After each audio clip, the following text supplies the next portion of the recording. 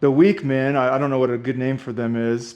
You look at the things that they're unwilling to do or not, unable to do. Right. And often it's like work, have discipline, Yeah. be gritty. So I think those are the things we need to foster in our boys is they got to do hard things. Yeah. And when you're a boy, you actually love to do hard things. Yeah, you love it's to true. be like, do things that like other boys and other men like kind of admire you for. And then the other boys and men want to do the same. And it's like this community of men doing hard things, and it's awesome. Yeah. And that's where I think like weightlifting or wrestling or a sport that's hard, both mentally and physically, is critical for young men.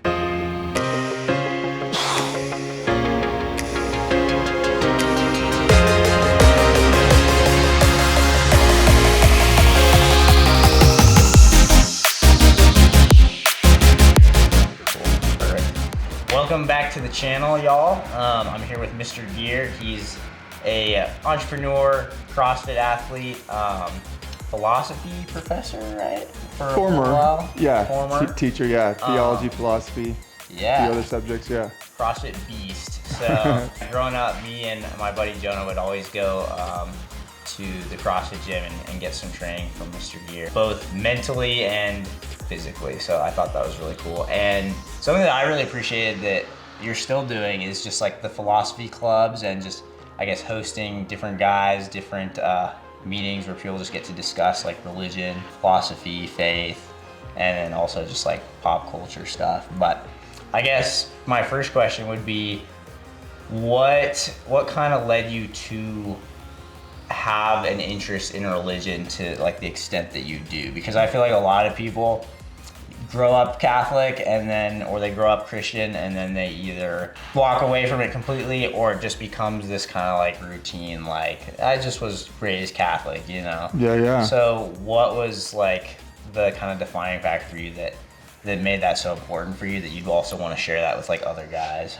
Yeah, that's a great question. And thanks for having me. It's a pleasure to be here. And you can call me Matthew or Matt, or Mr. Gear's fine, or Gear. A lot of my former students. Josh wasn't a former student, but he's friends with former students. They often call me Gear, but whatever you prefer.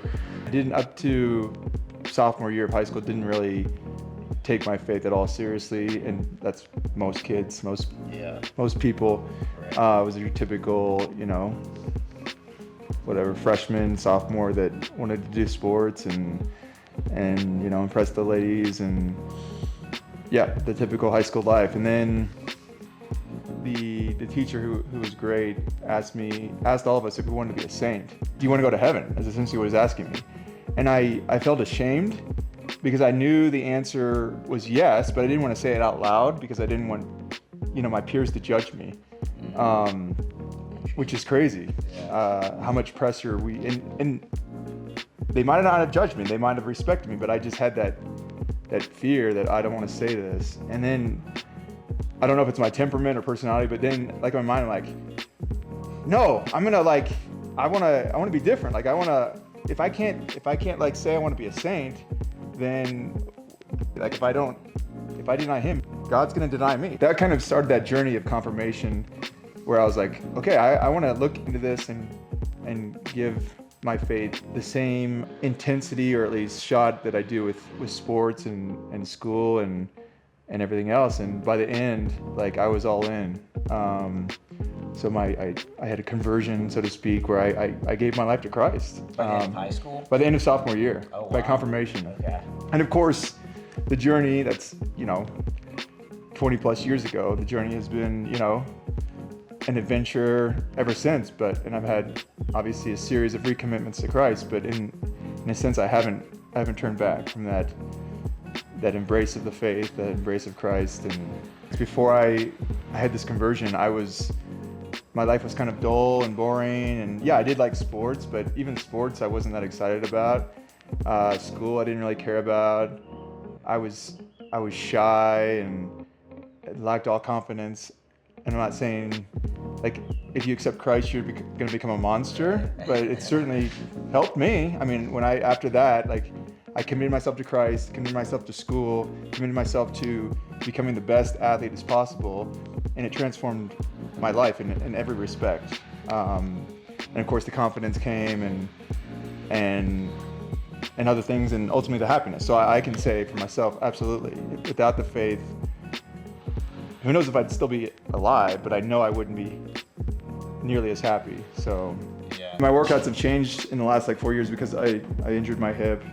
But for like Metcons is what we call them in the CrossFit world, metabolic conditioning. For simplicity, I usually do like 3 to 5 movements and do like sets of like 10 for like 5 rounds. So 5 rounds of 5 movements would be like the most I ever do. Yeah. I'd say for us today, just to be easy, let's do Yeah. maybe 3 exercises Perfect. for 3 rounds. So Yeah. 9 total movements, maybe 10 reps each. Okay. Bar. Let's do that for sure. So yeah, that's like core, and then I would probably do an upper body and then a lower body. So upper Okay. body, I love doing ring dips. Okay. And if, Ooh, man. and if All right. but we could also do just regular dips right there. Okay. And then for legs, we could do like a kettlebell swing. We could do wall balls. We could do like a squat of some sort, like a front squat, an overhead squat. I like a kettlebell. Something kettlebell would be cool. Okay. Switch it up a little Yeah, bit. yeah. Sweet. I mean, my lightest is 60. Is that doable for you? Sure. You can do American versus Russian. Actually, I'm pretty sure American is all the way up and Russian is halfway. So Russian, you're just like going like this. And then American is all the way up. Jeez. Dang, okay. I could have gotten that backwards, but you get the concept. Yeah. I think I should be fine with that. Okay. Cool. How has CrossFit played a role in your faith? Ooh. And I would say I've met a lot of faith-filled people in the CrossFit world. Rich Froning, I haven't met Rich Froning, but the documentary on him from his 4th title, CrossFit Championship, it was very inspiring just to see his faith. Just to see his faith was an inspiration to me, which I was kind of familiar with, but it showed how deep his faith was. And there were many others like him who didn't get a movie done.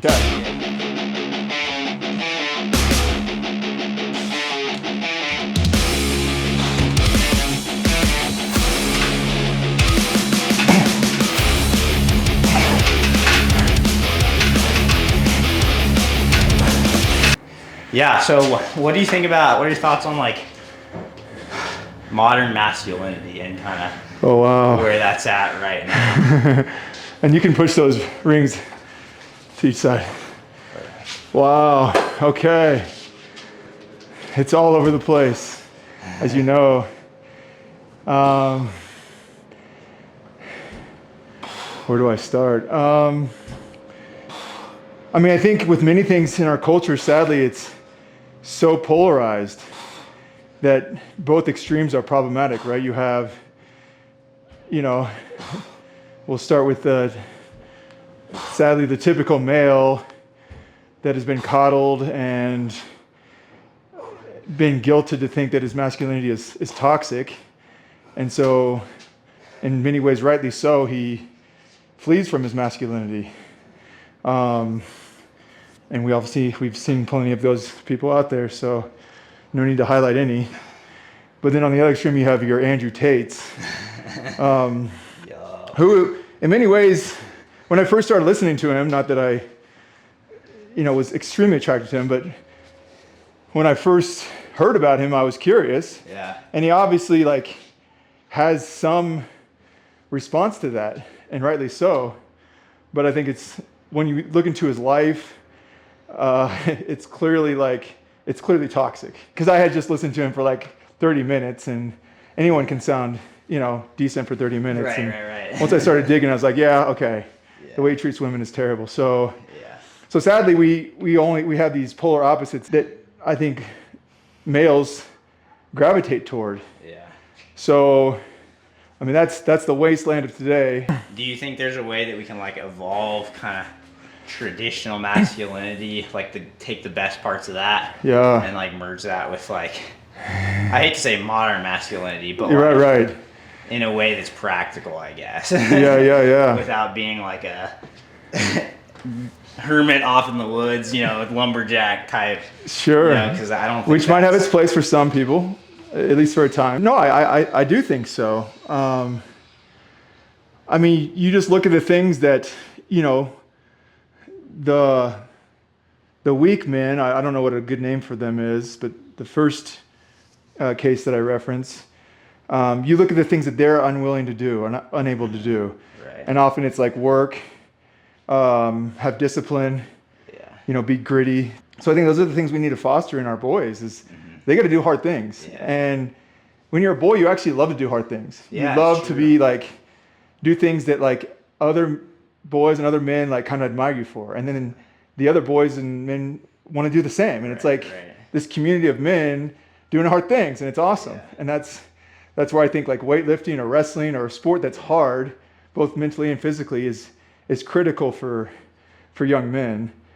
And then I think you got to keep doing that. Like you don't stop doing hard things just because you are done with sports, or you don't stop working out. Right. I'm not saying you have to be obsessed like I probably am, Yeah. but I think you have to be like physically capable of doing hard things, and then mentally, emotional hard things. You know, being in a healthy relationship with a woman, that's harder than working out in many ways. True. So being in a good relationship, which means doing the hard thing of like, you know, approaching women, talking to women. Like I meet a lot of guys in their teens and 20s who just can't talk to women, and I'm just like, go do it. I was afraid too, and I'll help you. Like and you're gonna fall on your face, and she's probably gonna laugh at you and judge you, but she still might like you. And if she doesn't, there's more out there. So just keep trying, and then get in a relationship where you're striving to be a good man.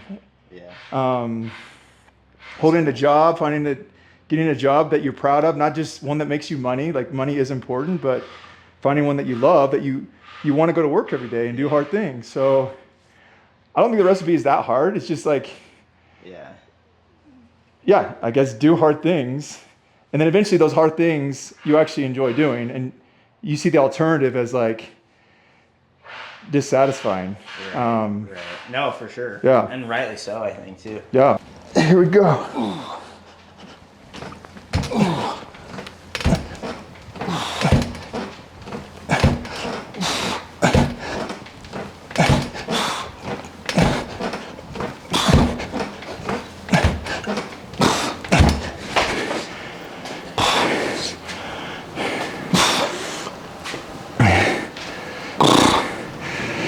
Nice. See, it gets hard to control at the end there. It does. But that's good.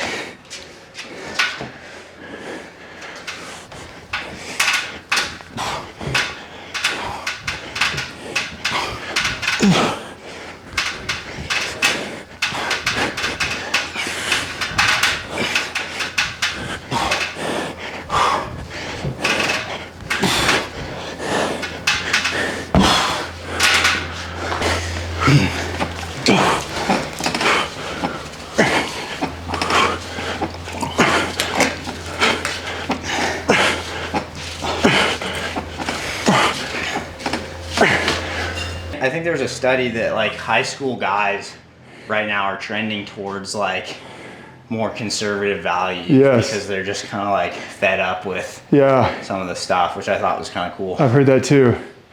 Hopefully it's, you know, a more integrated, we'll call it the middle ground that I was preaching, integrated versus the toxic. Right. Or my buddy was telling me about guys who think they're too good for all women or most women.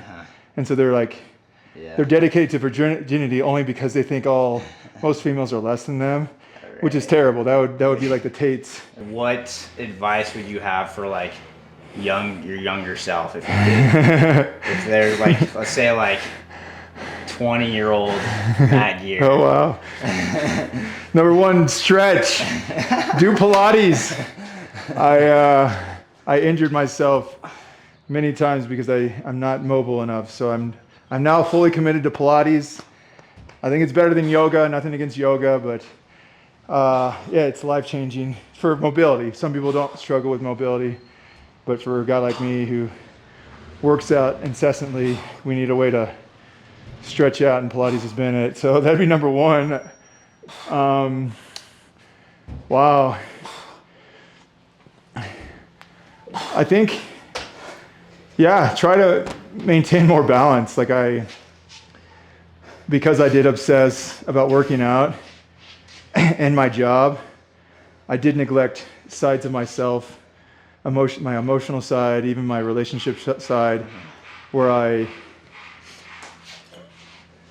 became imbalanced, and I'm still recovering and hopefully getting better, getting closer to that integrated masculinity where I can be in a lifelong committed relationship that's balanced. It is hard though that's the one thing. Once you are committed to excellence, it's like there's so many things to be excellent at, right? Are so high. Yeah, like I want to be physically fit. I want to be emotional. I want to be mentally fit. I want to make good money. I want to be sociable. Like I want to, be funny and entertain people and know how to dance to impress, to attract women. And so all these things, it is tough to be excellent at everything. And so maybe just focus on one thing at a time. Yeah. I don't know. I'm grateful for who I am. So maybe younger Matt Gear needed to go obsess about one thing and then realize, okay, that's not the path. That alone is not the path. Okay, obsess over that. That alone is not the path. But actually, it's a myriad of things that I hopefully now see fit into this equation of integration. Yeah. But yeah, I think it is hard because, like you said, people spend their whole lives trying to be good at one thing, and so it's like if you want to be good at a lot of things, it's either you got to be not as good at other things, or you just got to decide hey, this is what's important to me. Yeah. But I think the hardest thing for me when I do that is I start to put my identity in that, or almost idolizing Bingo. it. Bingo. Yeah. And that's where it's okay, if this isn't doing good, then I feel like crap because exactly that's where my worth is. Yeah. And it's interesting as weightlifters, it's often when we take a break that we actually PR. We come back after a break or an injury and we're like, well, I just did better than I had before. Yeah. And sometimes you see that in CrossFit with women who have children. They seem at their peak, they get pregnant, have a baby, they come back and they're even better. Really? Yeah. Wow. Which is insane. That's not to call a baby a disability, but it's a 9-month injury where you're limited, right? And then the recovery after the baby, and somehow they're even fitter. So Dang. I think the same applies to men. If you're like us and we obsess, take breaks, and it actually makes you fitter and stronger. Yeah. And in the end, more integrated. That's super cool. Super cool. Yeah.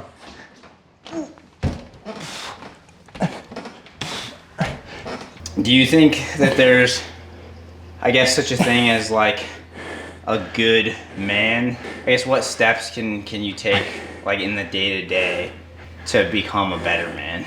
Yeah, no, I definitely think there is such a thing as a good man. But Flannery O'Connor says a good man is hard to find, or at least that's a title of a short story. I would say number one, commit yourself to a higher power. I mean, Jesus is, his Lord. So obviously I'd say commit yourself to Christ. But if for whatever reason you're turned off by Christians or Christianity, commit yourself to whatever you can discern is the source of all that is good. Yeah. And yeah, again, that's God. For the Judeo-Christian, it's God. And then God incarnate is Jesus Christ. So that's number one. And then day to day, I think striving for excellence. And if you don't know what that means or that looks like, find someone who you think is doing that and just talk to them.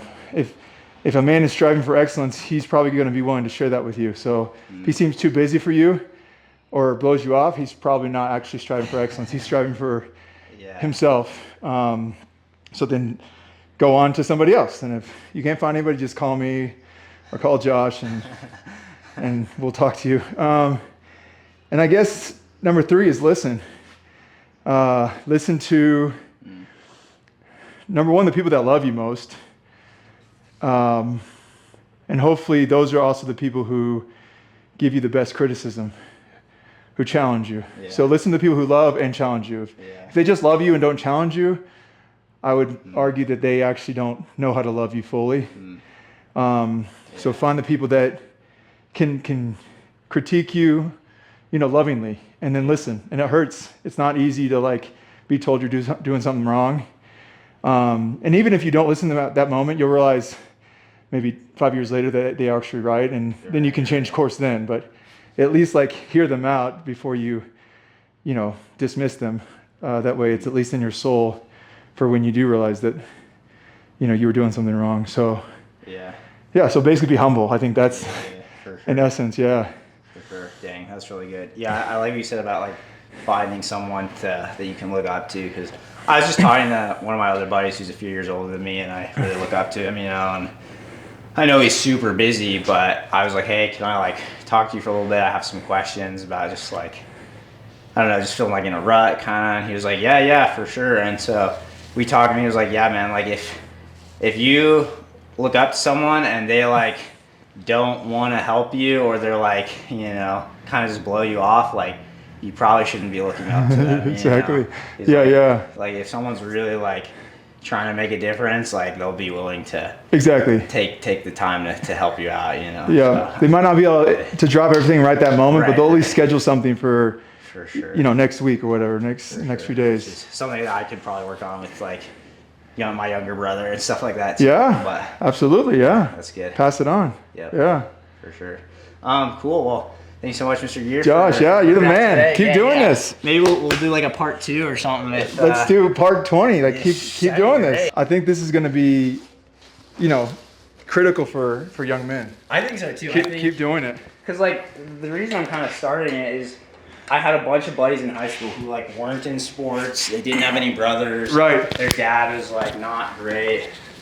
And so they didn't really have a way to learn, these things. And I was like, if I could make like a course almost that's just like other guys teaching you how to, live, and then influence that with like what I love, which is like lifting and sports and stuff. So No, I mean, obviously I learned how to be a man from like my coaches and, professors like that, but it was never like put all together. So if you can like give the world a course, like, hey, right. like that's incredible. That'd be sweet. Oh man. That'd be sweet.